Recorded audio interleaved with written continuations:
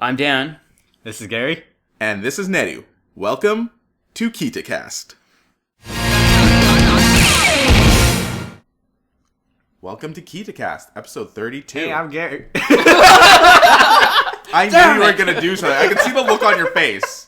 He just had that smug look on his face. Yeah. It happened. Yeah, so it's episode 32. Deal with it. All right. Yeah, that's Start fine. that again? Yeah. No. We're going in. Because we're professionals. Exactly. So. Gary's being a butt, surprising no one. Anyway, today's episode, we're actually going to talk about something that came up in the comments a while ago.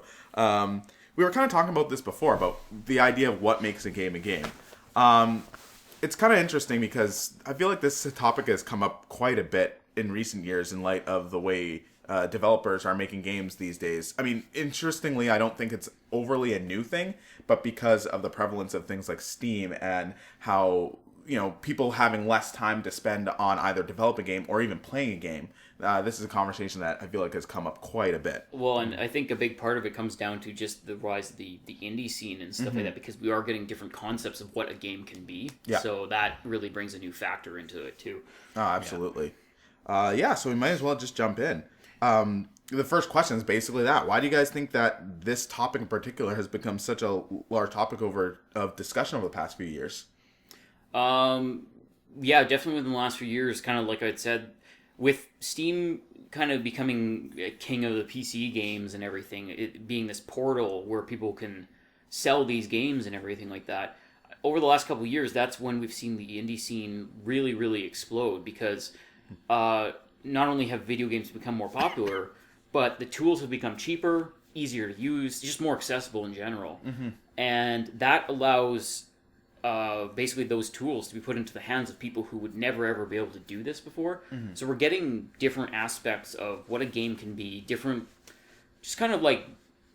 people from different paths of life, and just trying to put forward this interactive experience for different people. So I think that is a big factor, because when you look at AAA devs, a lot of them aren't willing to take a risk on anything that wouldn't be considered a game. Because a AAA dev, they have to make money back on that, or else they're laughing stock, and people don't invest in them anymore. So they will make something that is a game through and through, where you shoot something or you jump on something, or there's a start, middle, and end with the storyline and all these other things that we consider a game right now. Whereas indies, they don't have to do that. Whether you're a one-man team, or you're a team of 10 people, or a team of 30 people, you can still be considered an indie dev, and you can take something to the table that some people would actually have to question if it was really a game in the first place. Mm-hmm. And because of the rise of that aspect of it, that's, I think, where a lot of this has come from, questioning like what is a game and what isn't. Mm-hmm.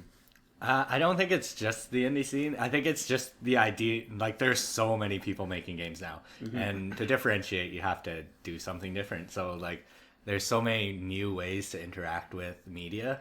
That's true, too, yeah. That have created games out of things that essentially weren't games in the first place. Mm-hmm. But now that they're so interactive, like, people accept them as games. Yeah. Mm-hmm. So it's just that there's so many different people and different ideas floating around, and these things all translate into interactive medias that are becoming games. Yeah, exactly. Because, I mean, like, look at Flappy Bird. That thing's basically a screensaver. Yeah, that's like fucking...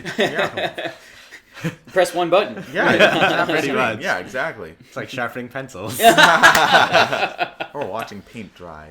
Exciting. Which is actually a game. There's a paint dry simulator, but let's not go into that. I agree with both of you. I think that with the amount of available media that there's out there, people have to try and do different things to make their games or whatever they're producing feel different. I think this has been a topic of conversation, like I said, for a while, but I feel like with the prevalence of the internet, and also just like, whatever geek culture in general, I think there's always a level of gatekeeping there sometimes. So in order for people to, and again, sometimes people predicate their whole personality on certain things. So when they see something that doesn't quite appeal to them, or they don't feel like it fits in that box, like, that's not a game. This is a game, right? So there's a bit of gatekeeping, also a bit of almost.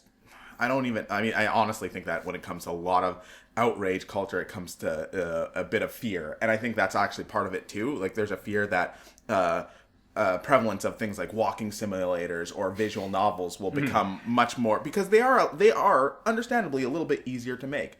And I honestly think this is totally irrational, but I think there's this mindset that this will become the main thing, and this game did so well, now there's a lot of people are going to start making these games, this is all that will be available. Yeah, but it also comes down to the fact that it's like you can make as many copies as you want of what became a popular game. That doesn't necessarily mean that everyone's going to buy into it and buy every iteration of it. The thing is that a lot of the again, like the people that call out these things and they get really mad about them, they're not thinking rationally like that. No, I think they're thinking based on like looking into past like when we had platforming as the major genre, and then like first-person shooters became the major genre. They're like worried that something stupid is gonna become the major thing. Like, this is like visual novels are a major thing. But it's like it's irrational at the same time, but like it could potentially happen. It's just like I guess there's always a potential for anything like that to happen, but I would highly doubt it because you take something like Goat Simulator, which was wildly popular, but there were not that many competitors or copycats of it, but ultimately its popularity kind of died off, and there was never really another Goat Simulator. So I think those fears are well, no, I think the fears are kind of unfounded because there was never another air quotes Goat Simulator.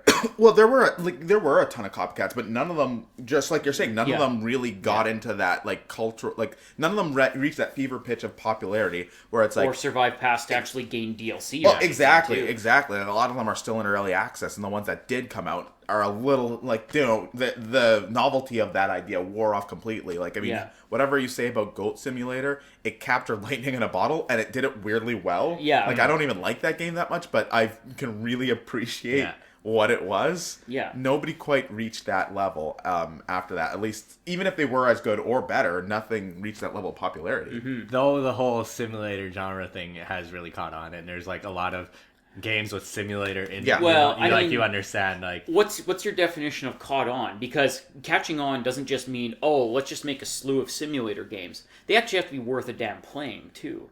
Because I've seen tons of like but they're whatever like a simulator. Lot. Like, there's tons of them on Steam, but the fact that nobody's buying them and they look like garbage and no one's playing them, who cares if it caught on or not if nobody's playing these games? I don't really mean those. I mean like ones that have like a quirky sense of humor, but like are essentially like just like I Am Bread.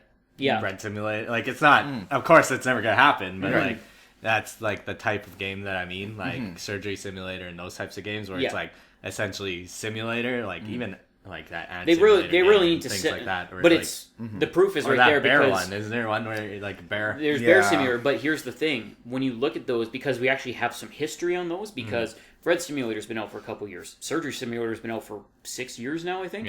But Bear Simulator has been out for 4 months, I think.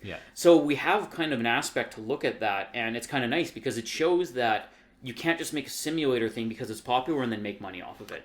Whereas Bear Simulator, because it did reach its Kickstarter, but it's catching a lot of lashback because he not only didn't follow through with a bunch of the stuff that was supposed to be in the game, he's basically just disappeared now with people's money, saying, you know what, it's not worth it, people are harassing me, I'm done here. And he is scot-free with that money. So that's kind of like, I guess, a different part of it, but it shows that even though you make a simulator game because it's the hot ticket and you even made it popular enough to succeed on Kickstarter, that doesn't mean it's a good game. Because I've played a bit of it, I've seen people play it on Let's Plays, and it's not a good game.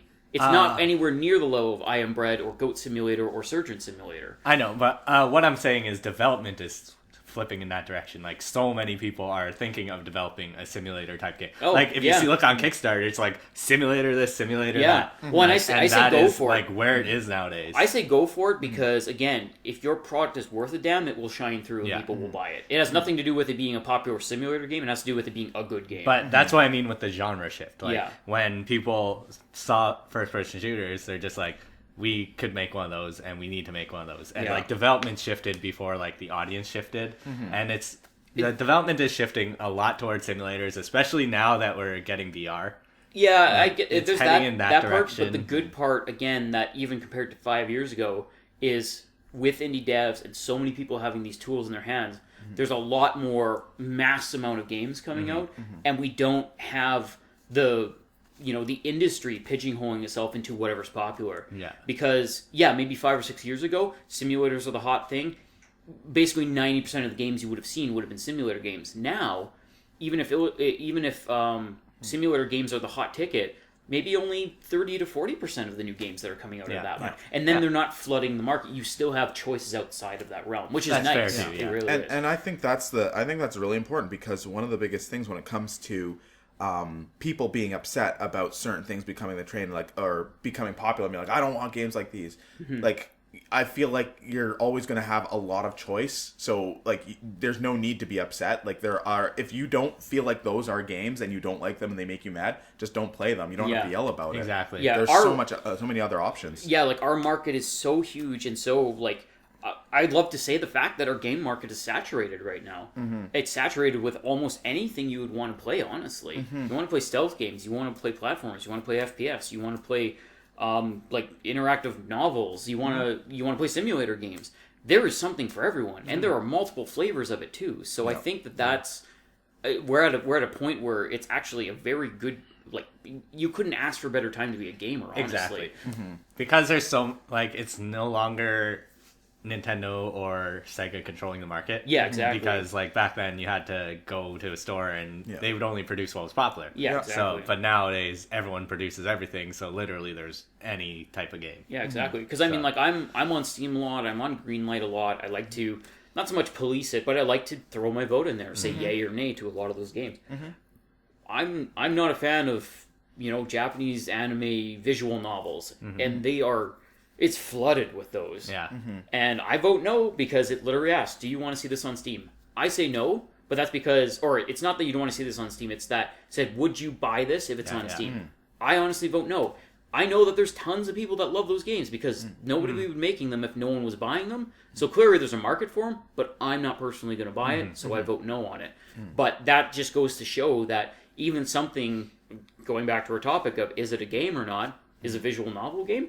I don't know. Yeah. It's questionable, but it's on Steam. You can buy it as a game. So the difference is your vote is not whether you would allow that to be on Steam, but whether you would buy it. It's just if I would personally buy it, I would not invest money in said game, so I will vote no. And that's basically it. And that's good. And that's how it's supposed to be run. There's a lot of people who say oh, well, I can kind of see the merit in this, and then they vote yes, even though it's, looks crappy or it's whatever. So you need to be honest with those kind of things because it's up to the people to vote to choose what goes on Steam. Yeah. So, but there's so many people out there that are voting in the sense that they don't want this to be on Steam. Yeah. Even if they're there's a fan base that definitely wants it. Exactly. Right? So, it's... And that system also has been troublesome for certain developers. Absolutely, especially when they,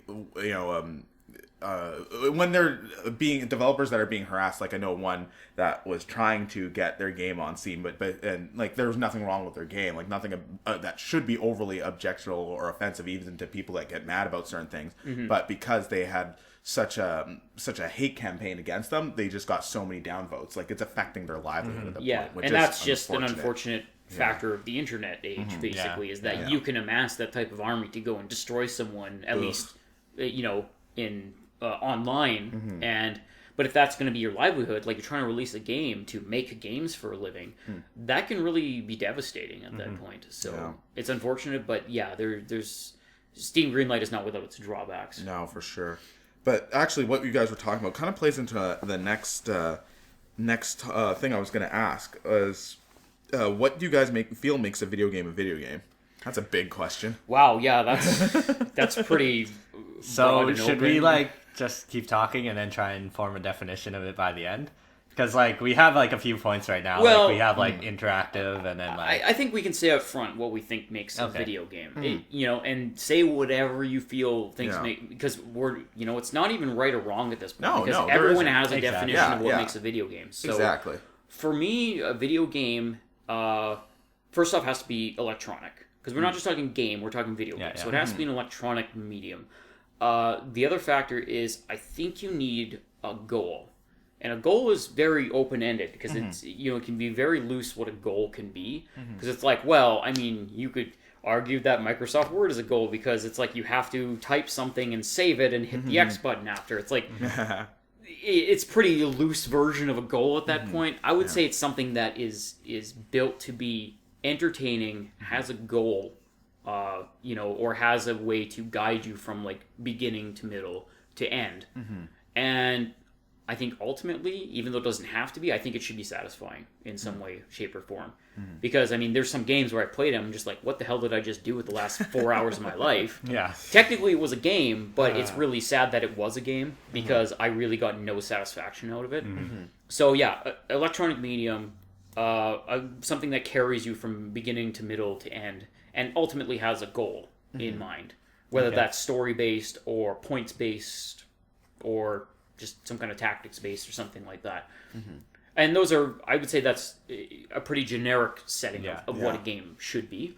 I would be a bit different. It would definitely be an electronic medium. Yeah. It would have to be interactive, like it can't be a movie or anything like that. Yeah. The point that it has to have a beginning, I don't feel like it has to have an ending. Like it can just be like some random internet game where you like point and click stuff. But it definitely does have to have a goal. You have to have a goal while playing this game. And and that would be like my big thing. Like it doesn't have to have like beginning, middle, end. Yeah. But it definitely a lot has of survival games don't have. Exactly. Right. Well, and I mean, that's the thing is, like, it's... I guess I want to keep a loose term of beginning, middle, and end, because technically, even if you're playing Asteroids, that has a beginning, middle, and end. Yeah. Because in the beginning, you're getting adjusted to the controls, and you're, doing some crowd control. By the middle, you're figuring out the game, and you're kind of, like, carrying on through it. The end doesn't necessarily need to be, like, you saved the princess, the end. I mean the end as in, like, you have a conclusion, I guess. A termination point. Yeah, termination point that is not just, like, the game shuts off. It's like, here's your stat screen. Here's how many things you killed. Here's what happened during the game. Here's like you, that kind of thing. Here's you dying. Yeah, so that's kind of... No, that makes sense. That's fair. Yeah, I guess that's true. Yeah, that's fair. But so something kind of in that realm anyways. Yeah. I mean, my description is not super different from you guys. Yeah, electronic medium of some sort.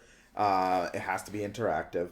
And I feel like it also has to be developed with the idea that it will be interacted with by the people who purchase it. Okay. Which is interesting. I think it's a really weird thing to say because, I mean, I feel like there are also video games, like some weird games on Steam or whatever, that are basically just kind of movies or things that you watch. Not saying that those aren't video games, but I always just wonder and struggle with that. I'm like, I wonder if that could actually be considered a video game. And I don't think it's any less valid. Like, I don't think that's like, that shouldn't exist. But I'm just like, I wonder if you can even consider that a video game. Like, I wonder if you're basically just putting in a DVD, or if it's one of those DVD Blu-ray internet things that are so popular where you click on the thing and it does something different. Is that a video game then? Yeah, and see, that's why this topic was kind of like something I wanted to talk about, because we have our definition of it, and we have in our mindset of like games we like, games we've played, games we're going to play, and we consider them games through and through. Whereas we can go down kind of the rabbit hole, as it were, to look at something like I was saying, like an anime interactive novel, where can you consider that a game? Because technically you're interacting with it as you're going through the script and stuff like that. You're choosing things. But that's the thing, is a lot of them you rarely choose. You never have that like A or B path. It's literally like you are clicking next to read a script with animated or still images. Oh yeah. And and some of them do more than that, but I've seen ones where it's literally like it's interactive more or less, but it's a comic book. You have cel shaded pictures of people. There's script that gets read, or you read it yourself with some backgrounds, but you're literally just clicking next. Like, for the whole thing, there's like no A, B, or C choice ever, because most ones I've played have like had an area with section where you can choose things like that. For example, because that's what I kind of wanted out of the one I was watching on Game Grumps a while ago. It was called Sakura's Spirit. Okay. And that one, they put up, I think, at least 25 episodes of that game, air quotes, and it was literally an interactive script, because there was never a choice. There was never anything to do except click next. Yeah. And they were reading the script themselves. It was not voiced or anything like that. Oh, wow. And Right, I saw one of those. Okay, yeah, exactly. So they were doing these ridiculous, hilarious voices. So I mean, Yeah, I it was remember. entertaining, but Yeah. they made it entertaining to Yeah. watch. But that one, I think I could argue that it isn't a game, just because there's no choice. Yeah. It has a story, so I guess it technically has a beginning, a middle, and an end. Yeah. It is an electronic medium, but there's no choice. There's no entertainment factor. Or I guess, think there is entertainment. I guess if but you Yeah. if you enjoy the story, that's entertainment. it's more like reading a book, right? Yeah. It was like reading an electronic book, and I don't think I could consider that a game Yeah. at that point.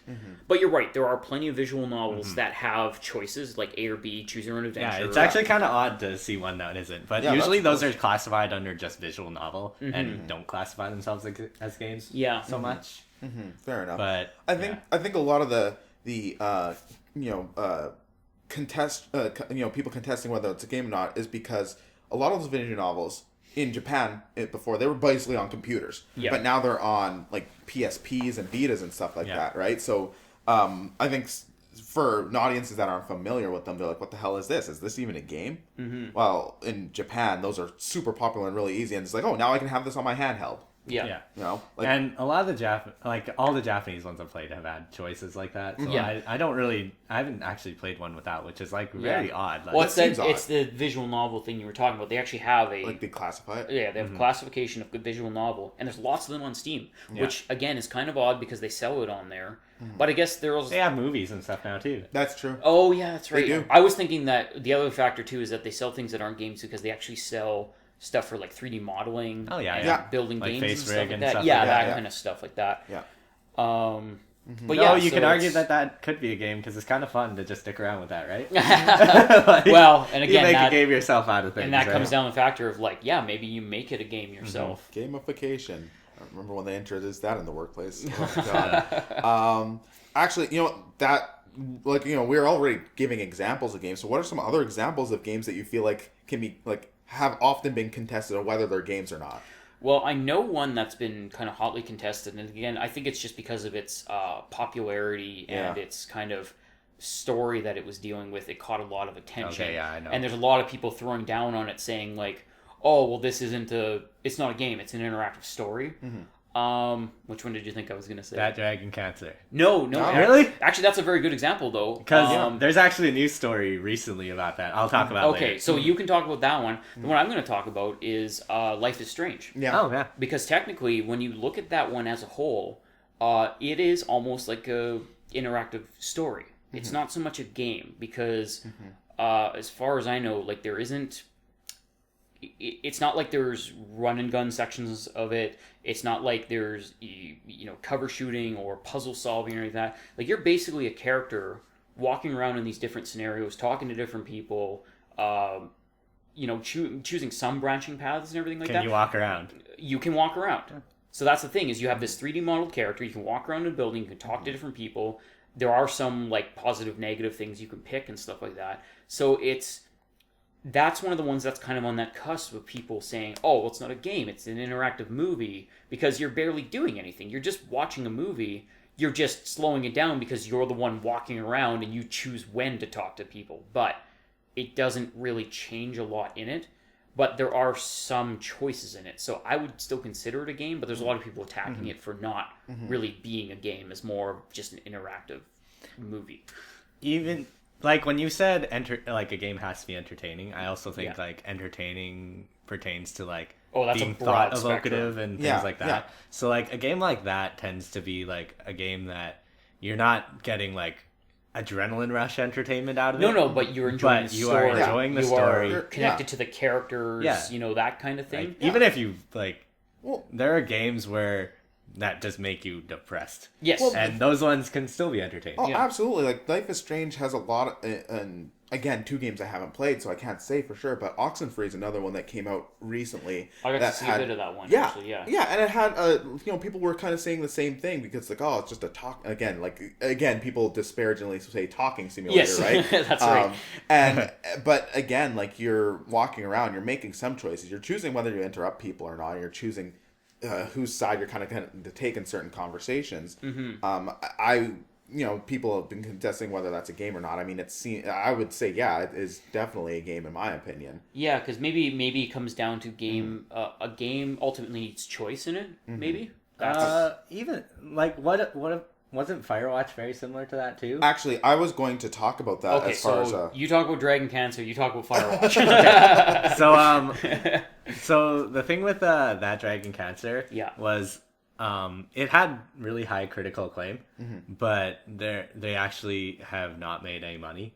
Like they're in the red because people aren't treating it as a game. People are watching it on YouTube much more than they're actually playing it. Yeah. And the problem with that is because they're watching on YouTube, they get zero of the money from it. Well, yeah, obviously. Yeah. And because it's so much more like a movie than anything like else, it's not replayable. So you see it once, you're gonna have no urge to go out and buy that and play. Yeah, exactly. But the story can be still really moving, right?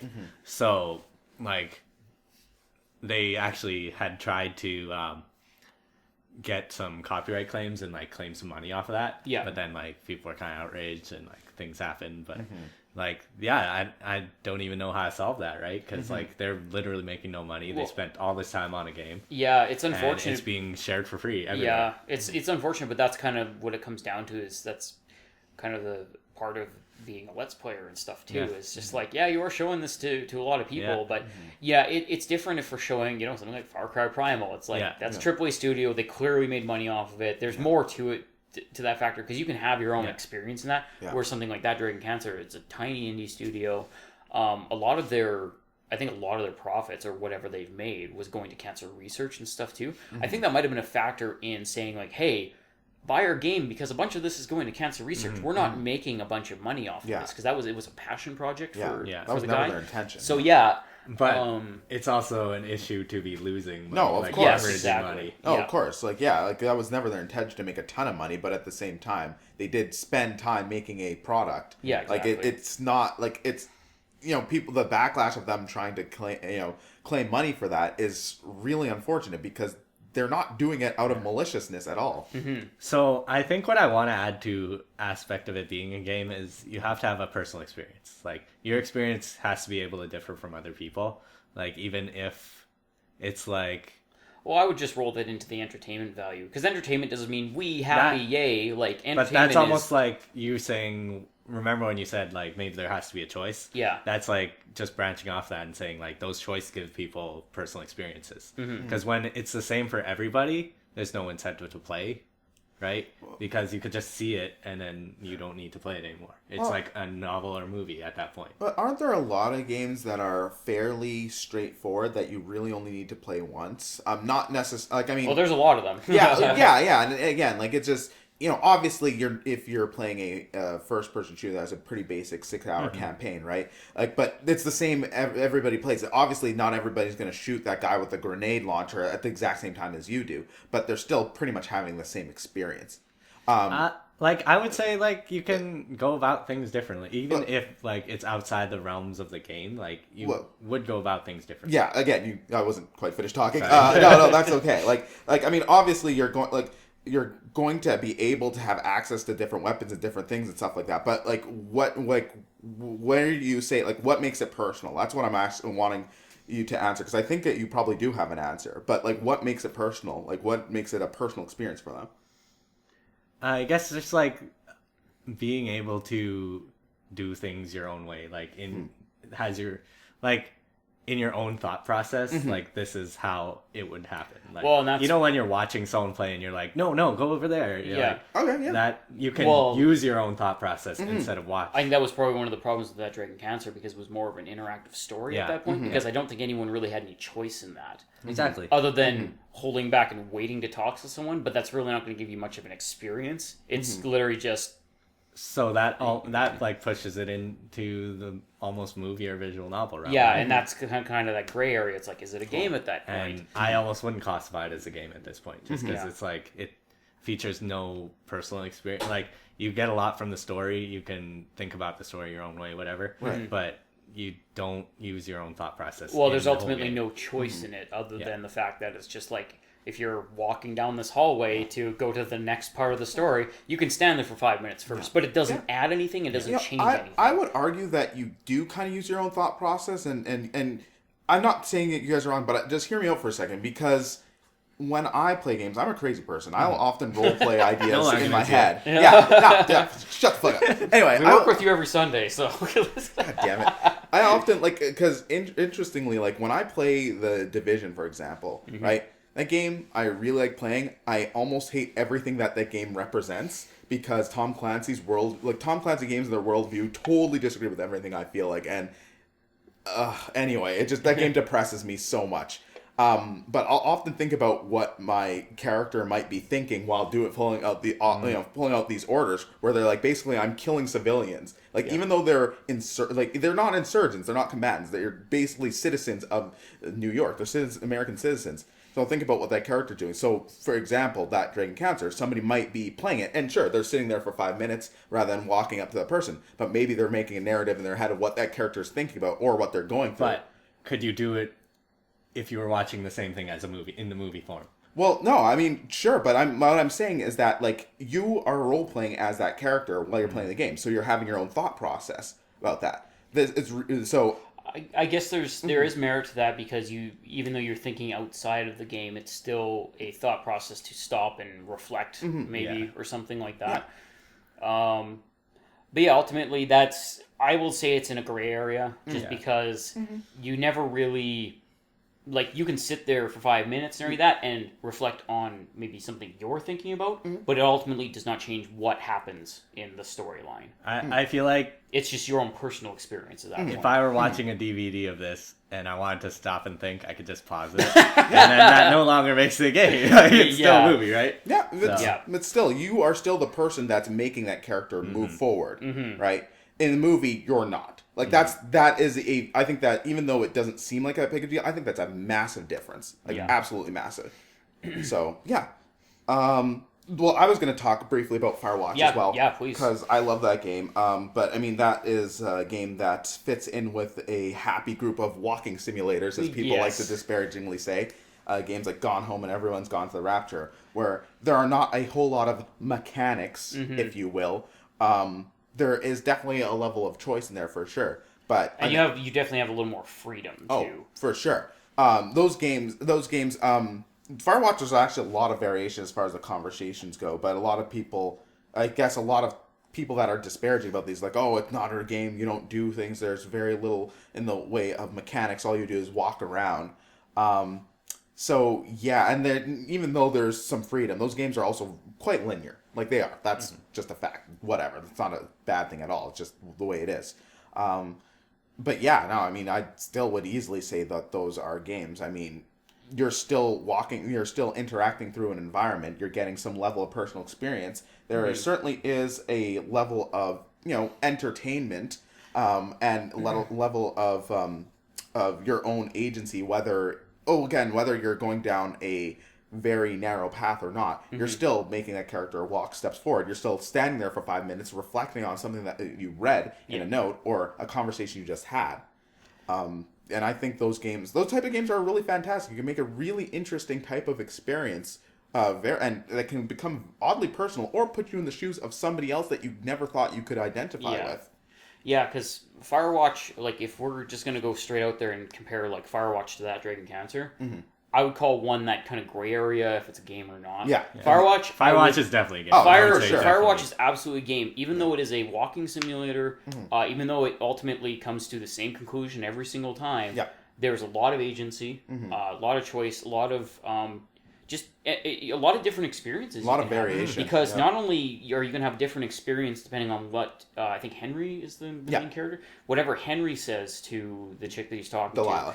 Delilah, yeah. So when Henry and Delilah are talking, there's a lot of variation in what you can say to each other and then getting some very interesting responses. So you're going to have a different situation almost every time like that. So you're going to have a different experience. There's also the fact that unlike a lot of the other games where you're just kind of click to the next scene and then you don't really have any control over that, you have a lot of control. Even though it's an incredibly linear game from point A to point B, that distance that spans between point A and point B, you have a lot of different paths that you can go on there. There's a lot of different items you can interact with because You don't even need all of them. yeah, like the whole thing is like you can walk along and you can walk straight to the point of getting to the next scene, or you can dawdle around for 20 minutes, and Delilah might even call you on it sometimes, say like, "What are you doing? Get your ass to like where It's I been told 5 you to go." days. Where are you? Or you can walk up to a campfire and you can just say you can report the campfire, then you can report the beer cans, then you can like throw a rock against the wall. Like you can do a lot of different things and have a different experience. One thing that I again, this comes to like kind of making your own narrative, right? Yeah. Like one thing I'm horrible at finding my way around in real life and in video games.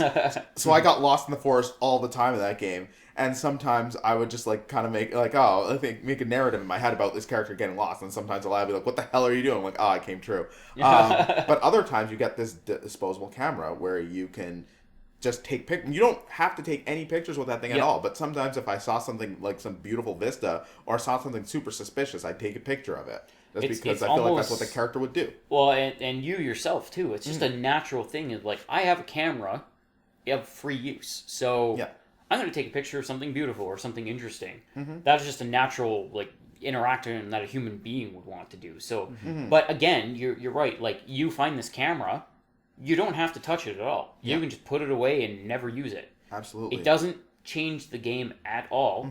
It's not like Delilah calls you on saying, "Why aren't you taking pictures with that camera?" She never calls you on it because she doesn't even know you have it. So ultimately, that is a choice. That is an experience. Did you experience taking beautiful pictures of vistas? Personal experience, right? Or did you just put the camera away because you're like, photography's stupid? Yeah, so, exactly. So games like those. It really does confuse me. Again, I think it's more of that fear and that anger, irrational anger when it comes to calling out walking simulators as not being games. And sure, not all walking simulators are made equal. Some are not that good. Yeah. While others are a lot more interesting. Yeah, whereas, I mean, you could throw it right out there that technically the demo PT was a walking simulator. It sure was. It changed a lot, but it was a walking simulator. It changed a lot, but you never had to attack Yeah. anything. You never did anything other than from going point A to point B and randomly look at interacting with things. And it's called PT because it is a playable trailer. Yeah. That is a game to me. Yeah, but many people are like, that was a horrific game. That was a scary game or a scary demo of a game.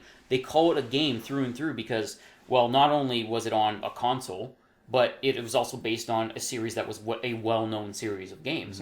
But when you look at it as its mechanics, it's basically Firewatch. It's an interactive, experience where you interact with different things. You can have a bit of a different experience each time, but I would call it a game because you are having different experiences. Exactly. But some people would call it, elsewise because it was, the same thing happens ultimately every time. But to those people that are saying Firewatch isn't a game, well, then you're saying PT isn't a game either. Yeah. Because it's literally the same thing. Yeah. Silliness. Absolute silliness. Have you guys ever played a game that you felt were not true games, and why do you feel this was the case? I don't know if or seen games, I should say too. Have you guys ever played Work Time Fun for PSP? Fuck. Never. That game is fucking awful. Never even heard of it. I watched videos for that game. It looked like it is literally a chore. Jesus. Like, you do things like sharpen pencils and, like, just office work. Like, oh, really? Literally, like, and there adds no entertainment to it. So if it was on Steam, it would be called Office Work Simulator. Yeah, pretty much. And, like, there's no weird quirkiness or anything. It's just, like, literally just, like, do shitty chores. And there is incentive. Like, if you do, like, 1,000 papers or some shit, you get, like, this sticker to put up in your office or some shit. I don't know. Employee of the week. Yeah, but that's an objective. That's a goal. Yeah. So it is a game, but the way they set it up is just like it's like, who's gonna play this for more than like 2 minutes? Like, you know what? And it kind of comes down to, fits under shovelware. Like, it's a game. Yeah. It's got everything that makes it a game, but it is sheer garbage. I totally forgot to actually add in, how would you improve these games as well? So if you have any idea, I'm going to throw that out. Make it crazy anime style with big bright colors and insane stuff happening when you sharpen a pencil. Just make that game WarioWare is essentially. Exactly. Or Rhythm Heaven or something like that. The thing is, you have to realize that you're entertaining someone. There's somebody... So you can't just... That game was not entertaining. It was like... it was office work. Yeah. Like, you couldn't even walk around. It was just like, here's a pencil, here's a sharpener. Press A to put the pencil in the sharpener. Yeah. And keep pressing A like 1,000 times. Okay, so yeah, I'm going to kind of go on that same vein, except I'm going to go with something that people insist are games, and I'm not going to say it's a game at all. Tapping simulators. Oh. So a lot of the mass amount of games that are on cell phones right now are tapping simulators, or they're just tap games. And I played one called, I think it's called Tap Hero or One Tap Hero or something like that, and I would argue straight up that it is not a game. Because even though it's like, oh, you can pick an archer, you can pick a wizard, or you can pick a knight, what you are doing for this air quotes game is you start the game, your hero appears on the screen, there's a randomly generated monster across from you, and you mash your finger on the screen repeatedly. Yep. Nothing else happens. You eventually get stars to put into your stats and everything like that, so you can kind of make it farther. It's progression. It has progression, but you never do anything with the game. You can put stars in whatever stats you want. All you're doing is mashing your finger on the screen. And there's no story, you don't really have an experience with it, I think. I think that's my kind of gripe with it, is that your experience is having a sore finger at the end of the game. I don't know. There's like sort of personal incentive to like. I think that's more of like a numbers thing. Yeah, So seeing those numbers rise. If you want to do this the most efficient way possible, like which ones would you raise first and stuff like that. It's like to make 1 click equal 5 clicks is arguably better than like getting a stat that gives you 1 click every 1 second. Yeah, That, and some of those like automatic. Yeah, and I mean, again, I'm not trying to defend these games. I mean, I think it's a game, but I think it's not a very it's not a very good one. It is I would call it a barely- game. Yeah, I would call it a game. It's I would literally too. it's barely a game to me because it could be replaced with something that mashes the screen for you. There's no thought process. Some of those type of clicking games are also available on PC, right? And then people will write scripts to maximize the amount of clips or get clicks or get unhumanly fast clicks. Yeah, like venture capitalist. Exactly, but you know what? Adventure capitalist, Yes. And I have a friend who actually plays that game. Actually, he may be listening right now. Hi. But you know, but he actually finds those games really fascinating, and I think that it actually becomes a meta game of figuring out what the most effective way to do it, and that's when it becomes more of a personal experience. Because they do, the person developing does put a lot like thought into numbers and like how you want your multiplications and stuff to work. So like you do sort of put thought into that. Like it's, I don't know. I have played those games. They're not the best, but like I would call them a game because I put a lot of thought into like say efficiency. Like how and I think it ultimately comes down to which one you're playing, because there are literally millions of them. Well, there are some. Like you played that waifu one, right? Yeah. Well, I mean, they're and exactly right. It's the same word. They're not all equal. I think Adventure Capitalist is probably one of the better ones because I've seen a lot of good things about that game. And again, this friend of mine has told me about that game. It actually sounds fascinating. I don't think I'd play it personally, but I understand why he enjoys it. Right? For me, I think the type of game that I would struggle with calling game is probably idle games, which are even less interaction than the tapping games. Idle games? What's an idle game? For real? Yeah, those are literally the ones that you kind of just sit there. They kind of sit in the background. They kind of grind up your own stats. Like you can literally have them on your like if you're at work, example, right? You're at work. I'm thinking of a different idle game. Oh, really? you were thinking of like singing idle games. I'm thinking of idle games. No, Okay, not idle, those ones. IDLE. Yeah, sorry. Yeah. I'm like, yo, those are like total management. And shit. Yeah. It's like, Gary was about it's to like jump. career management. You and should have shit. seen Gary. He was about to jump on me. He was so angry. He had a knife in his hand. He was ready. Where are all the knives? I put it away. I think apparently they're also called incremental games. But yeah, those are basically ones that you basically perform. You may perform 1 or 2 actions and to set things up, and then you let the game run on its own in the background of whatever you're doing. And then I don't really like those type of games at all. Like they're never something that I would really play. But I do. I mean, they're still games. Especially if you're like having a really boring work day, you're sitting there at work on your computer. It's kind of nice to be able to tap away and look at this. They're like, oh, hey, my numbers are rising. Now I have enough to buy this other thing, which will make my numbers rise even faster. Yeah. So all right. So the second part of the question was like, how would you make it better? Yeah. So basically, there are people that make them better, and I actually had one downloaded the other day. But again, it kind of got to that grindy point where it's just like, I'm not spending money on this, so I got rid of it. Yeah. But it was a fun game up to the grindy point because the way they made it better was it was still a tap type hero game, but the way they made it better was they had interactive enemies that juked and jived and would attack in certain directions, and then you had 3 directions. You could either step back, step up, or step down to dodge said attacks. And then some enemies were either intelligent and they would kind of read what you were doing, or they had very set paths, but then they had multiple attacks, so you had to dodge.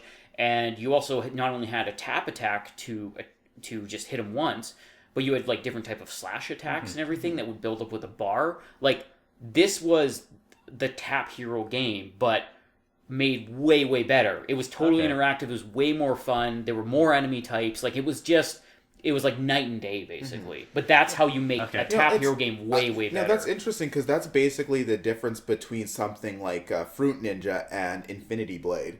Like the way you described it. Yeah, absolutely. Yeah. Yeah, because Infinity Blade is a fun game. It's very simplistic in its build, but you're right. It is kind of a Fruit Ninja game.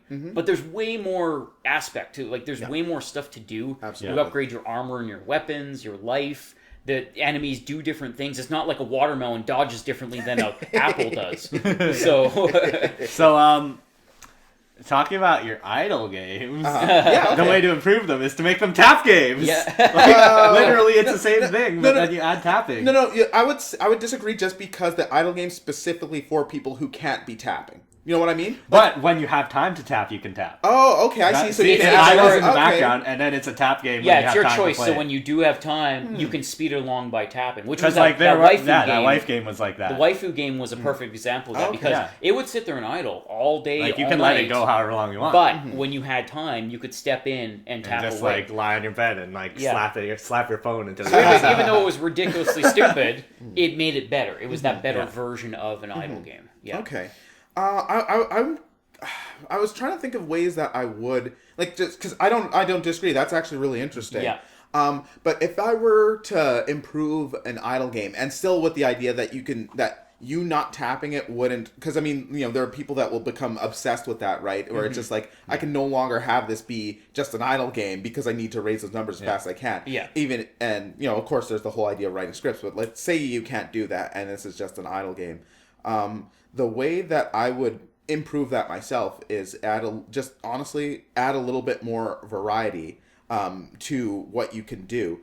Granted, I can't really say, because I haven't played a whole lot of idle games, but if you're having like, okay, it's going to rise up this and that, I want there to maybe even be a certain level of like problem solving. Be like, okay, if I raise up this bar, this other bar will lower or will not rise as fast. Or like, when it comes to a crossroad of you can make a choice of what to invest in, have that a little bit more interactive or a little bit more nuanced as far as what the best choice is to do. And when you get to whatever end, quote unquote, you can see like, hey, if I did this path, I may have gotten somewhere really different than somebody else. Okay, I see that. Yeah, I think that'd be super cool. Yeah, because that's almost like puzzle solving at that point. Yeah, because so like, you are still shooting for efficiency, but it's presenting you with challenges every once in a while to add that variety to it. There might even be games say like if that. you have a cheese that gives you 5 clicks per second, Sure, and then a mouse gives you 10 clicks per second, but you can't have the mouse and cheese. Yeah. But then there's like a third thing, like something else that you can have with like the cheese, and it might be like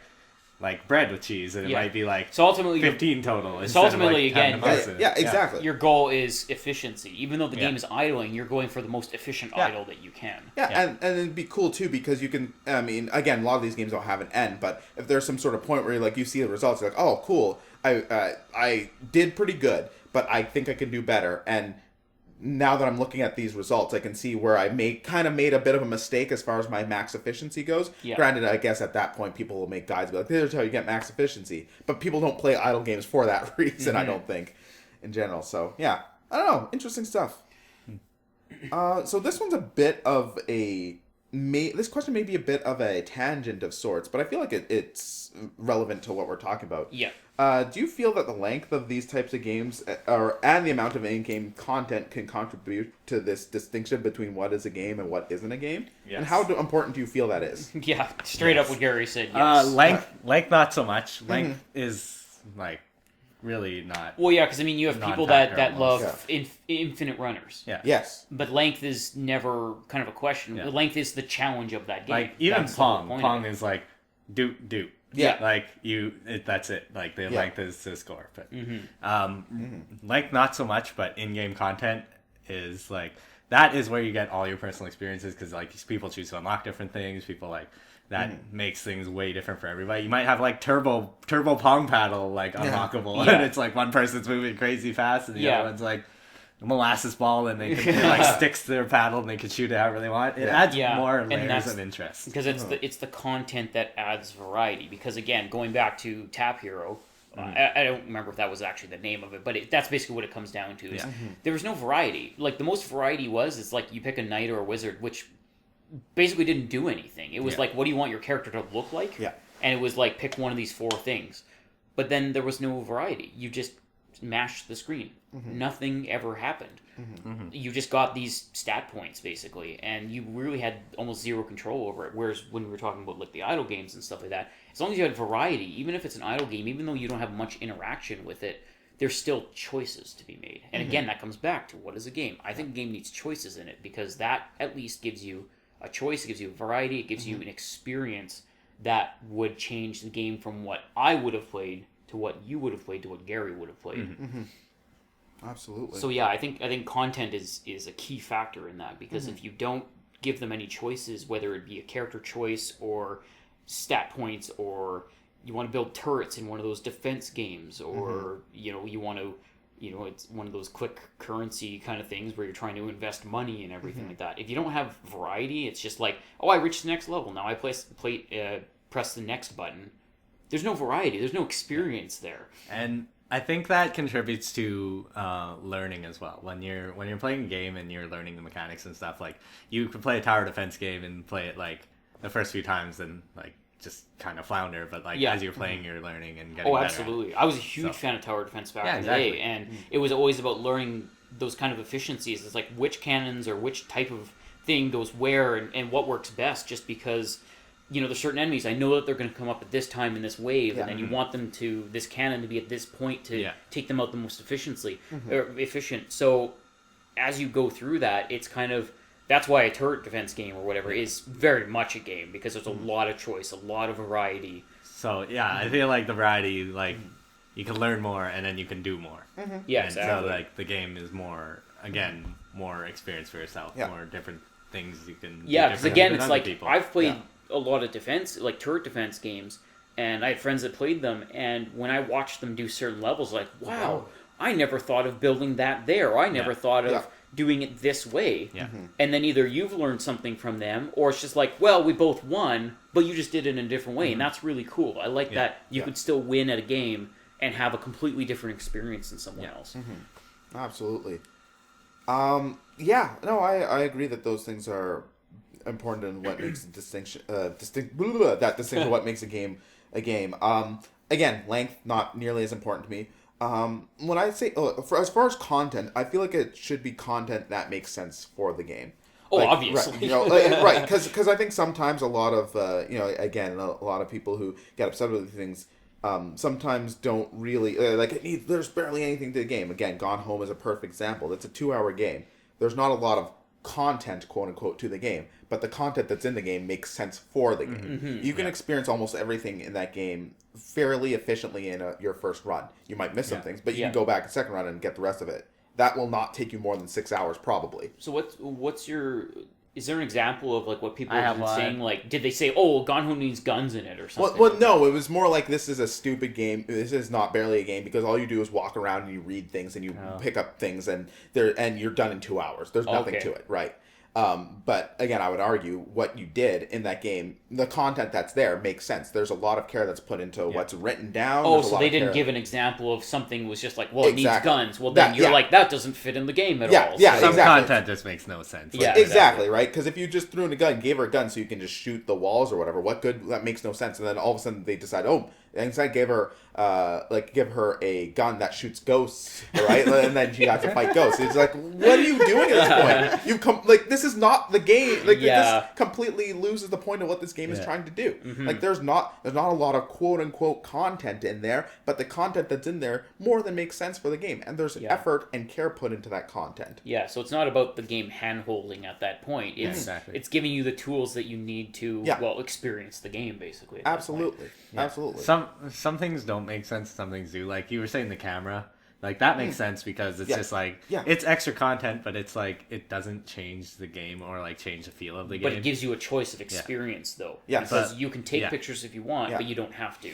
But on the other hand, I'm gonna go into one of your favorite franchises here. I will kill you if you say bad things. No, I'm kidding. Go for it. The Sonic werewolf thing. It was like, did you just put that in there because you we're making a different game and decided to make this into a Sonic game? I played a lot of that game. Okay, I'll briefly talk about that game because I did play it.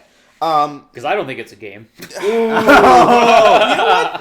Hey, you know what? I don't even like that game. That game is supremely disappointing. And you know what, Gary? You raise a really interesting point, and I'll tell you why. Because that game, similar to Sonic Colors, it starts off and you're pretty much running, right? Like there's not a whole lot of weird cinematic. Although there's this weird cinematic at the beginning of the game, but when you actually get into the game, there's this silly tutorial. But then after that, it's just like, all right, you're right in the level, which is great.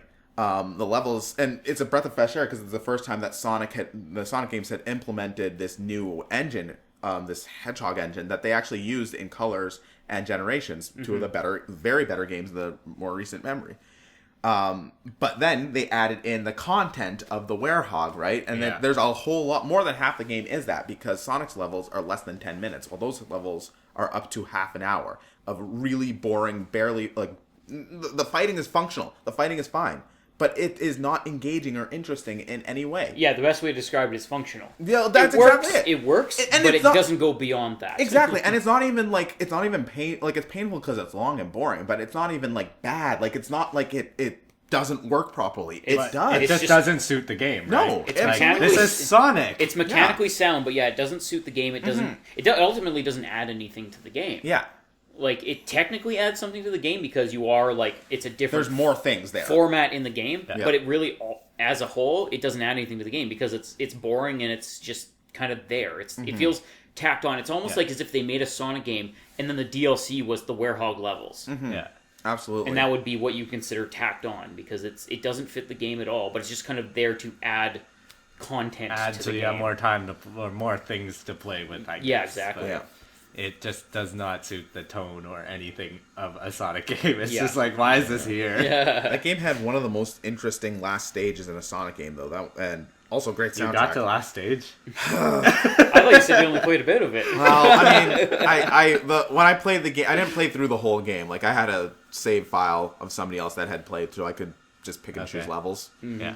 But yeah, no, that's a really great example of content being there for almost no reason or adding very little to the actual enjoyment of the game. So, So this goes back to what we were talking about on our other podcast that Sora brought this up. Yeah. Like, all that shovelware on Steam, like, how many of those are games, and what should we, like, let them be on the marketplace? Like, is that, like, something that sort of will thin itself out, or do you think like the policing that like I think Jim Sterling was doing is like what is necessary for them? I honestly think that's why, like, because for some people those are games and for other people they aren't. Like, it's so hard to tell. It came down to that whole thing where what I was arguing was that it wasn't so much that, like, because visual novels, they can be on there because they have a place on there. There's people that buy them. The one that I was arguing is that when you put out a product that doesn't even fully function, that is not a game. Whether you mean well to make it a game, because technically there's guns, technically there's zombies, technically you can shoot them,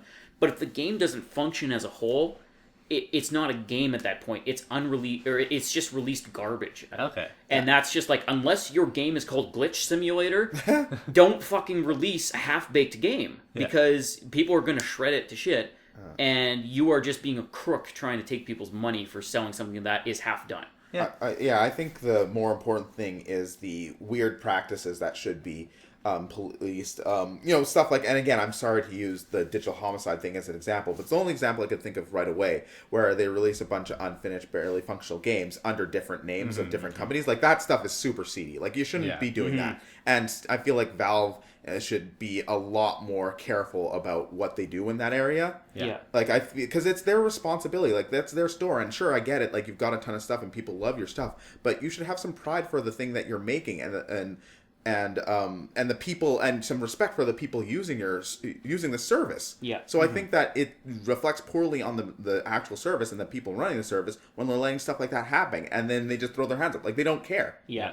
And ultimately, I think just to kind of police the police so that Steam doesn't go overboard with saying what is a game and what isn't, I think it should be, kind of go with kind of like law type things. It's like you have to have multiple offenses before you start getting your shit taken down. Because something like digital homicide, they are well known for this. They've done it multiple times. Yeah. So that should be the multiple strikes. Like, they know that these guys are bad news. Yeah. They've done it again and again. Whereas somebody, hey, you know what? Good on them. They tried to make a game. Yeah. Didn't quite succeed. Maybe not take that first one down because they tried to make a full game, or what they considered a full game. It's glitchy as hell, but it has a start, middle, and end, and they made it as a full game. It may not be the best, but hey, if they do that a second time, a third time, a fourth time, and it's the same garbage again and again, they are clearly doing that to just get money from people and start getting rid of that garbage. Okay. Yeah, That's that's my theory on Yeah, that, anyways. That's fair. Yeah. Absolutely. Yeah. I don't know. I was thinking it was kind of like the movie industry where, like, there's all sorts of garbage, but, like the Uwe B-list Boll? garbage, they're sort of, like, moves off to the side eventually. Like, Sure. And then, like, the good stuff surfaces just because it's, like... Well, Yeah. I was thinking more of like the stuff like Uwe Boll, where it's just like gets a massive tax break on making these shitty movies and puts so little effort and time into Yeah, it. and these things, like, exist. Yeah, But like, movies they're not are a different detrimental. realm No. because a movie isn't glitchy. You don't No. miss out on content because, Yeah. oh, well, this shit happened. And Yeah, then, Yeah. and it's still, like, could be very, very garbagey. Yeah. And, like, the thing is, some people buy it, some people actually enjoy it. Yeah, there are but people that enjoy House of the Dead. they should just, like, let it happen, because, like, in reality, like, not a lot of people are buying it, just the people who are going to be like, oh, I want to play a shitty game on my stream or something like that. Yeah.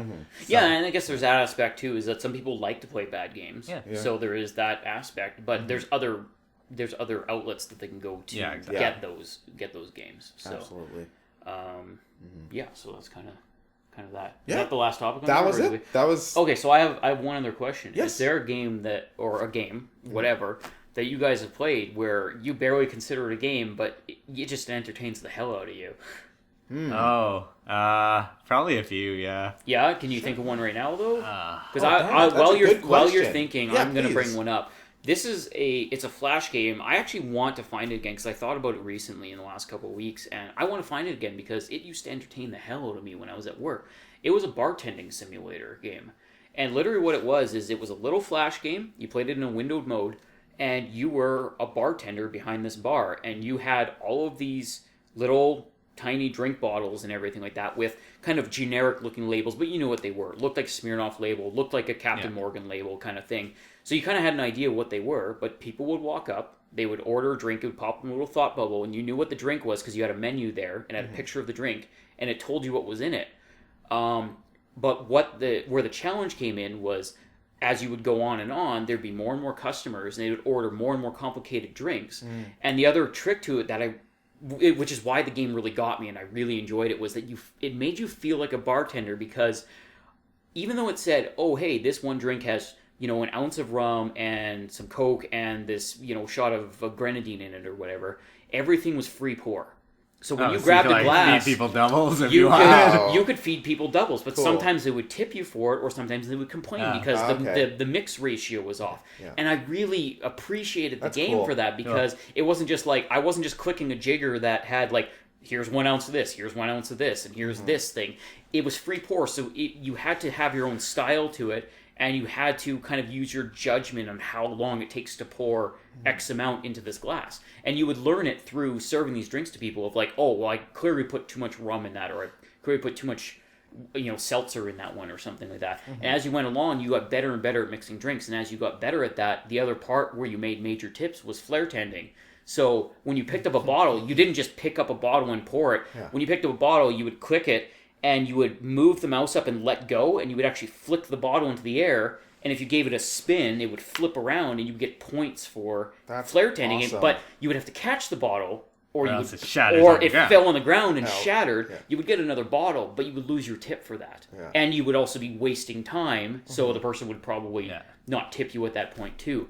But this thing, even though some people would say that's not really a game. Oh, I'd say that's a full game. That's Oh, absolutely a video game. game-ass video And game. I had so much fun with it. It was such a well-built game, and Yeah. I'm definitely I need to find it again because it was so much fun. See, comparing to like Atari games and the level of complexity in that game, I would be Yeah. like, yeah, that's a full game No, for sure. for sure. Like, Exactly. Have you guys ever read or read the manga or watched the anime Bartender? Because I Yeah, want yeah, that. yeah. Yeah, I want that to be Yeah. that. Yeah. You cannot Holy serve shit. this drink to a lady because she doesn't want to raise her neck up this high. That game is so her ridiculous. fatty rolls of neck. Oh my god, the series is so ridiculous. It's so but, good, like, though. it's, I love it. It's really good, and like you can add like all that stuff that you said, and add in Yeah. even more wrinkles to the type of person Like, you're serving. So if they, Oh my Yeah, if they God. like, had really you intricate- analyze the type of person you're serving Yeah. and be like, this person needs a rum and coke. Or So, like, so literally, if they had like that interactive guest kind of thing Yeah. with the mechanics I just Yeah. talked Yeah. about, that would be a game about that. Yeah, that would be yeah, Bartender, that the would anime game. Bartender. Pretty Yeah, cool. jeez. Oh man, I want that now.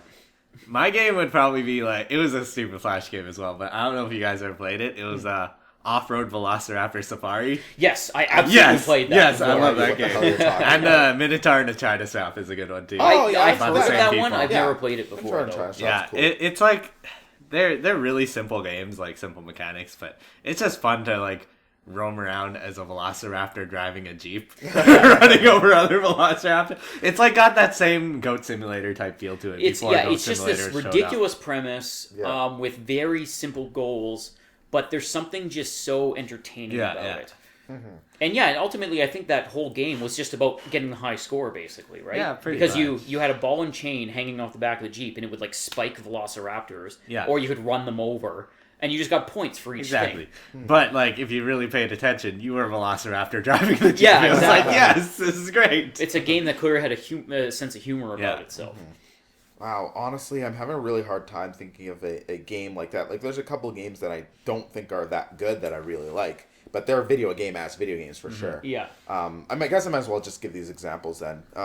Well, first one is Marvel Future Fight, which is a kind of shitty cell phone Marvel game. Is that the newest one that they brought out, where you just kind of assemble your Yeah. team, but Yeah, it's yeah. kind of a grind fest because you can randomly unlock heroes and Yeah, stuff? yeah, that's pretty much it. And all you do, like, it basically might as well be a clicking game, because all you need to do is click on the screen to have your character punch, and you every once in a while, when the cooldowns run down, you press a special attack button on the side of the screen, then they'll do the special attack. Like, there's so little risk to anything. Like, it's not Yeah. hard. I guess you could die, maybe. Yeah. And you can equip certain things or whatever, but again, that shit doesn't matter, because I've never done it. It's Farmville with Marvel heroes. Yeah, essentially. Like, honestly, like, it just looks flashier. Yeah. But, I mean, that's kind of fun, just because, like, it's fun to watch these Marvel heroes jump up around and fight all these guys, and it's fun because you can also make your dream team-ups and stuff like that. Plus, they've got weird characters in there, like, just random weirdos in there that you're just like, why are you even in this game? Yeah, so that Yeah. could absolutely be one of those kind of gray area. It's like, well, it is just kind of like a click game. You're almost Yeah. like click mashing at that point. Yeah. But there's also the fact that you can have an experience Yeah. with it because you can make your own team. Yeah. You can see people, like heroes, fight together that we would never see in the comics. Basically. And there's Yeah. usually a social aspect to it that's like sometimes interesting, sometimes not. Yeah, they think there might be. I'm not really sure what it is because I've never invested in it and I never will.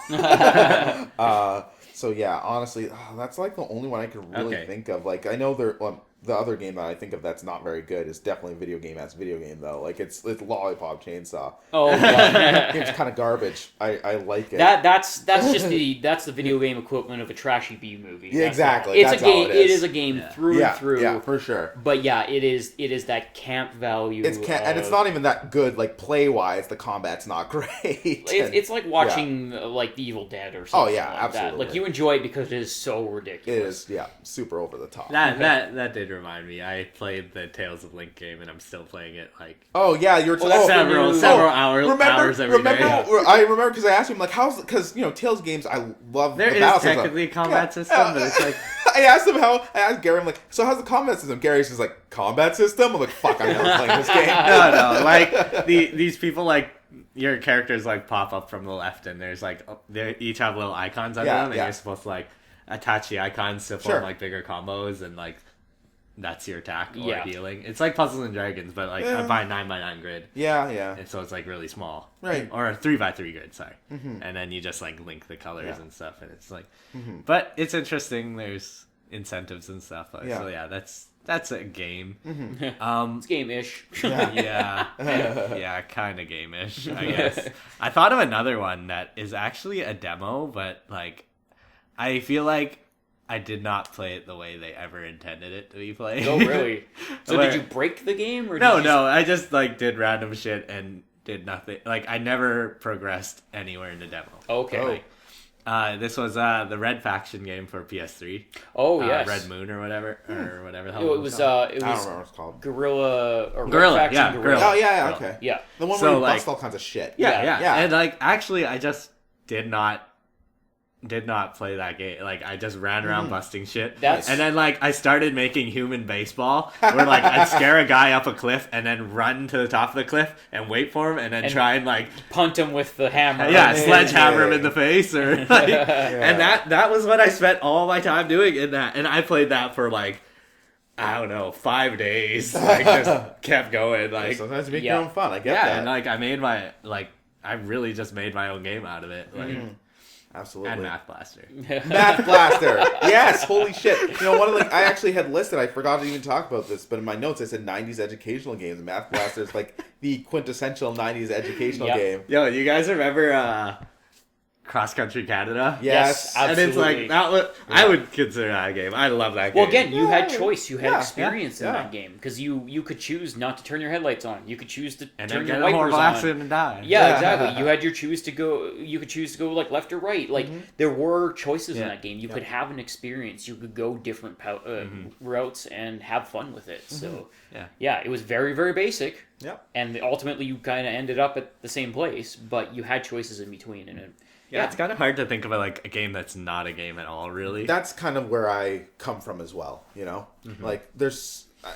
I think... it's interesting, because I had this conversation with somebody ages ago, where, again, there was a weird sense of gatekeeping here. I'm not sure why it was, but they're just like, trying to distinguish what makes a person a gamer. And I mean, I'm not even super, crazy about that term, just not because I'm like, oh, it's offensive. It's just like, it's one aspect of everybody's lives. Like, all of us play video games a lot. We love video games, but there's also other things that we all do.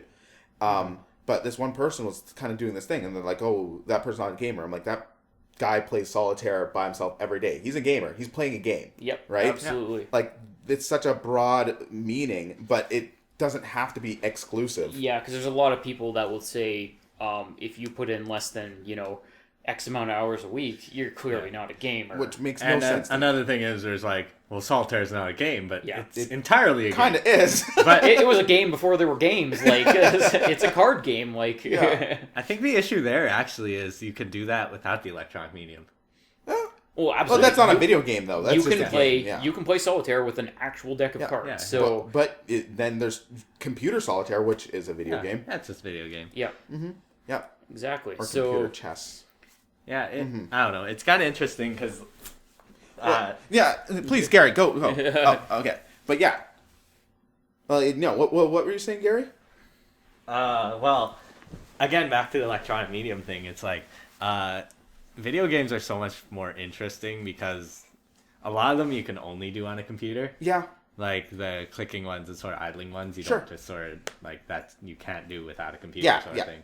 And even like visual novels, there's like a certain amount of complexity where you would not want to write that into a book. Right. Yes, Like, of course. it'd be like 2,000 pages and you'd have to flip back and forth all the time.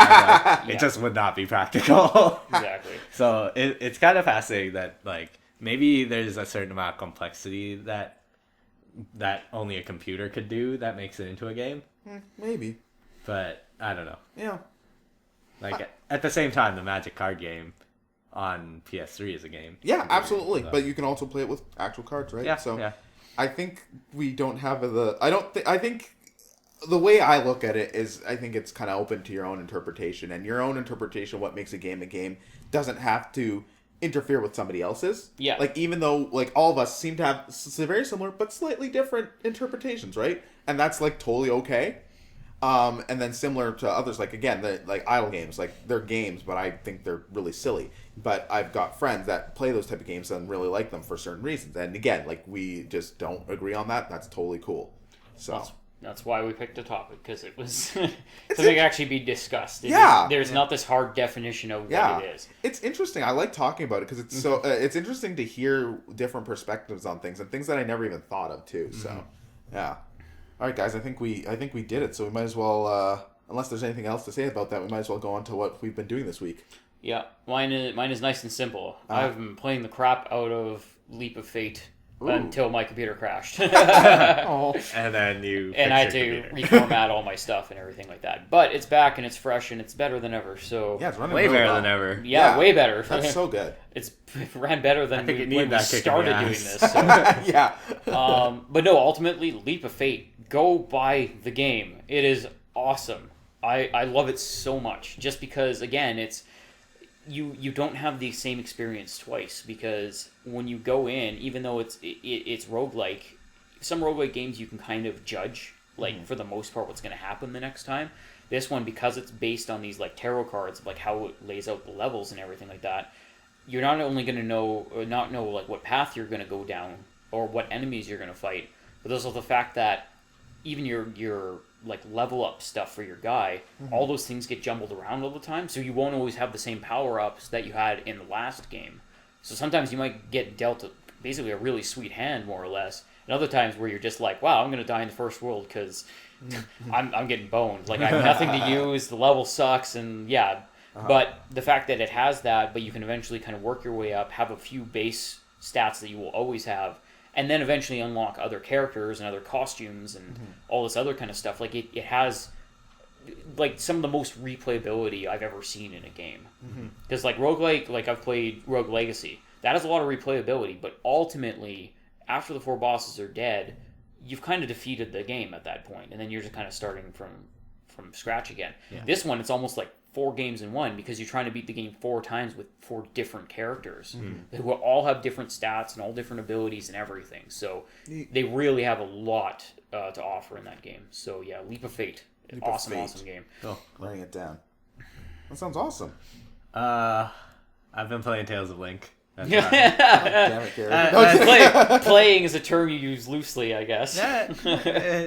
I just got the Idolmaster costumes, which is great. I fucking love this. It's Tails characters in Idolmaster costumes. So you are It's like, oh yeah. It's like everything Gary wants. So you are having an experience with the game. I'm enjoying it. Yeah. Oh, I got Dark Souls 3. Did not touch it. Mainly because of Tales of Link and doing other things. God Like, damn it. I kept going out and I wasn't at home, so Yeah. might as well play a crappy cell phone game instead of this wicked Dark Souls 3, I guess. Because you can't carry your PS4 with you everywhere. So. If If only. only. I can, You kind can of, with your though. Like, Vita. remote play, but Yeah. Yeah, a little bit. Yeah. I have to carry controller around. I have to waste my data. Yeah, it's not super convenient. Yeah. I have to find a place with good Wi-Fi, and then it's good. Yeah, Yeah, exactly. yeah. But It's the solid Wi-Fi that you need. yeah, and that's mainly about it. I just downloaded some demos and get a chance to play them, like the Overwatch or Battleborn Battleborn. beta, Yeah. and things like that. So Yeah. Oh, that's cool. Nadu, you had some interesting stuff that you got to play this week. Yes, actually, first thing I'm going to say though is that Hunter x Hunter came back this week, like the yeah, that's manga. right, it did. Yeah, so finally, like this is the first new chapter in like 2 years, I think. It was really confusing because there's a really intense storyline stuff happening. Like they're setting up for the next major arc, which has been super interesting. But unfortunately, it's been so long since that arc had been talked about, I was very confused as to what was happening. Vague understanding, but I was just like, oh, and Hunter x Hunter can be quite complicated and very like text heavy, especially when they're explaining things or when they're setting up something, because it's a very well thought out series. It can be a bit wordy, but it's very intricate. Yeah. Its execution. So this character was like plotting out how they were basically going to they're trying to infiltrate a group of bodyguards to go in somewhere. So the character was trying to figure out where they would go and why they would go there. So I'm reading this stuff going like, what the fuck are they talking about? But I was just like, but I kind of had to read back a few chapters to remember what was going on. But I was like, this is so good. So I was like, right in there again. Love Hunter x Hunter. Everybody should watch it or read it. Super good. But yeah, so as far as the games that I played, man, I'm a little bitter, but I'm so happy I had this experience. Like it's bittersweet, but thank God, because I got into the 2-day like weekend stress test for the Overwatch beta. You lucky bastard. I was so I was super annoyed because like I got this email on Friday during the day while I was at work, and like that day was just nuts, so I never checked my email at all. Then I got home and my car was broken down, so I had to do some stupid bussing around, and I was just all over the place. Tuesday, like a Saturday morning, I had to take my bus in to good lord, I can't even talk anymore. Fixed. I had to take my bus in to get fixed. I had to take my car in to get fixed. And I had to go somewhere in the morning, which took way longer than it should have because I had to take the bus. Again, not a big deal. I'm used to taking the bus. The problem was that when I was on my way home, I checked my phone emails. I saw this email from Blizzard. I'm like, it's Blizzard probably trying to promote something. Oh my god, beta! So I was really, really sad. But at the same time, like, holy shit, I've got 2 more hours before I have to pick up my car and go somewhere outside the city. Mm-hmm. So luckily the download was only about 5 or 6 gigs, so it downloaded pretty quickly. Mm-hmm. So yeah, I'm just going to talk a bit about this because I have to say, like, I only played it for a couple hours, but holy shit did I have a ton of fun. And I can tell now that I'm totally going to be pleased with the game, like, once I actually get the full version. Again, I shouldn't have pre-ordered it, maybe. But, I mean, I got into the beta earlier because of that. But, like, I'm glad... You get the skins. Yeah, I do get the skins, the sweet, sweet skins. But I'm just really glad that... I mean, I fully expect to enjoy this, because I've been watching a ton of videos for this game already. But I'm so glad that I got to play it, and it was just as enjoyable as I expected it to be. I played like the beginning training mode, and then I played on a team of people versus AI bots just to kind of get a feel of how to play the game and how certain heroes worked. Mm-hmm. But because I was running out of time, I quickly just jumped into actually playing the game. Now, for whatever reason, I was never able to, I didn't connect very quickly on quick play. Like, it took me 10 minutes. And I didn't connect, so I was like, okay, It's not very quick. Exactly. That's exactly. I was really surprised. I was like, maybe there's some sort of issue. But I was like, you know what? I don't have time. I'm just gonna go into the weekly brawl, which was arcade mode. And arcade mode was awesome because it gives all the characters like a bit more health than they normally would have, and their cooldowns work on a way faster loop than they normally would as well. So it's very, very quick and not nearly as much strategy, but it's a ton of fun.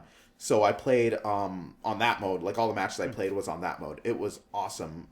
Let's see, I played as Tracer, who's kind of hard to use, not exactly beginner friendly, but man, is she fun. I think I zipped off the edge at least twice, though.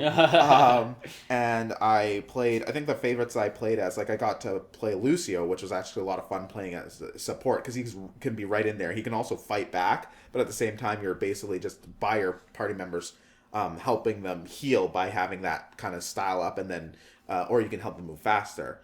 And then his ultimate is awesome because it gives a massive buff as far as like damage and healing goes.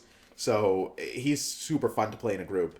Then probably my favorite was Pharah, which I had a really fun match, which I ended up losing. But it was a match where we were playing defense on a payload match. So the enemies were moving the payload forward, and they were beating us for most of the match. And, like, they did end up winning, but at the end we really rallied really strongly near the end, and we were just trying to push them back so desperately, and everybody was exactly where they needed to be. I kept jumping up and down, just blasting people with the rockets, and like, freaking Diva's really hard to kill. Every single time mech falls to pieces and she runs away. But like, again, like, they kept trying to get us to chase them, but we didn't because we needed to try and stop the payload. In the end, they ended up winning. But they had like 20 seconds left and the payload was right in front of the spot it needed to be, and we kept it there for a really long time because we just kept pushing them back, but they ended up winning. But it was just so much fun. This sounds like sports. I mean, it is though. That like it is an esport type of game. Payload is definitely based on Team Fortress 2. This game is definitely easily based on Team Fortress 2. And the game is really stylish, super cartoony. It is fun to watch, and like I just looked at I had to stop myself as well because I was looking at a bunch of skins and a bunch of like cool winning poses and stuff like that. But I'm like, I don't have time to do this. I need to play the game. Yeah. So that was awesome. And then other game I played was Dark Souls 3. I purchased it as well. Yeah. Obviously, Gary, don't worry. I'm not going to spoil anything for you because I know that you don't. I haven't even looked at. I know. You're probably not that far in the game. I've seen anyway. that one boss with the bandage face and like the this- scimitars, and that's it. Yeah. No, I'm not going to spoil anything, but needless to say, like, there's a lot of stuff that is interesting, and like offhand and on-hand references to old stuff. Not even necessarily from like Dark Souls, but it's really fascinating how they're weaving that stuff in already, and there's going to be more, I'm sure.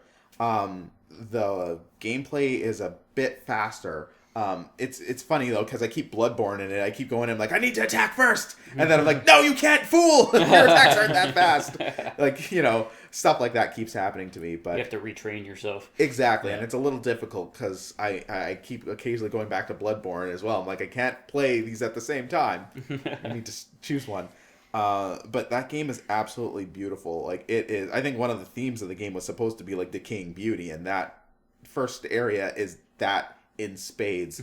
It looks absolutely it's just really cool to look at. Like one of the first vistas that you go out to, you walk out through these stone walls and then you just see the background of the skybox and you're like, man, this is like, I'm back in Dark Souls. This is exactly where I need to be. Yeah. The character, and it's a huge improvement from visually from Dark Souls and Dark Souls 2, both of which are really good looking games. But this game, again, like they took a lot of the architecture and ideas from Bloodborne and put them into a Dark Souls game. So it's just, it's so much fun. And it's also kicking my ass because I'm horrible at these games. I have one question actually, and it's like a burning concern of mine. Sure. Are there ragdoll bodies? Yes, there are ragdoll bodies. Finally back in Dark Souls. Yes. Yes, they are. Yeah, I know that was a huge thing. Because they were in Bloodborne, thank God. Yeah. But yeah, Dark Souls 2, they didn't do that, which is a weird thing. And Dark Souls they didn't either. But did they not in Dark Souls? No, I they think didn't. they had them in Demon Dark Souls. Demon had Souls it, had but then them for they sure. didn't have it in. No, they had it. Did they have it in Dark Souls? They had it in Dark Souls 1 because that's when, if you were light enough, you could do cartwheels with your character and you could flick bodies into Oh yeah. That's right. I missed. I wish that was in this game too.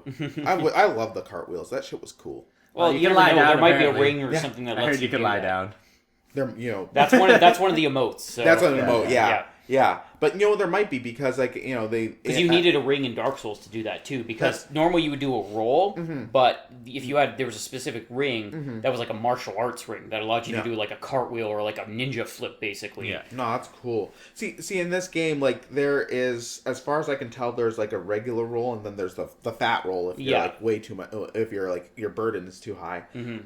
But there might be something like that because I mean, even just like certain ability, like certain weapon arts will give you abilities that may or may not be from other games that you're just like, wow, that's cool that they put that in there. So. They might even have stuff like that too. So who knows? I'm right at the beginning of the game still. Like I just encountered the first major boss this morning. Exactly. And they murdered me. I'll play tonight after work. Yeah. And then I won't sleep. You till, are like, going the to next play 4 until days. 5 a.m. Yeah. I actually have to edit a video, but I'll probably do both. You'll be able to fire through maybe. that. No worries. Yeah. So yeah, that's kind of. Oh, and also JoJo came back, and I'm watching it still. That's so good. Yeah. Diamond. Diamond is unbreakable. It is. Yeah. It isn't, but it is. All right, guys. I think we did it. Okay, so that's what we did, the past week and everything. But ultimately, talk about what is a game, what isn't a game. Everyone, even on our tiny panel here, had a different thought on kind of like what makes a game or what doesn't. So I'm sure all you guys out there too, absolutely have an idea of kind of what a game is or isn't. So I think, if you could just throw something down in the comments saying like whether we were maybe incorrect on something that we thought was a game or wasn't, or let us know some games that you play that maybe you don't really consider a game, but you just found entertaining for some reason. Yeah, and some of the type of games that we like really don't like, if there's one that you guys like or think is good or interesting, please tell us about it. I'd love to hear it. Because I guarantee there's fans out there that like, visual novels and may even argue that that is a game in some way, shape, or form. So, but so that'll do it for this week. So until next podcast, don't forget to Like, comment, and subscribe. KitaCast out. visual novels are games! Except when there's zero choice!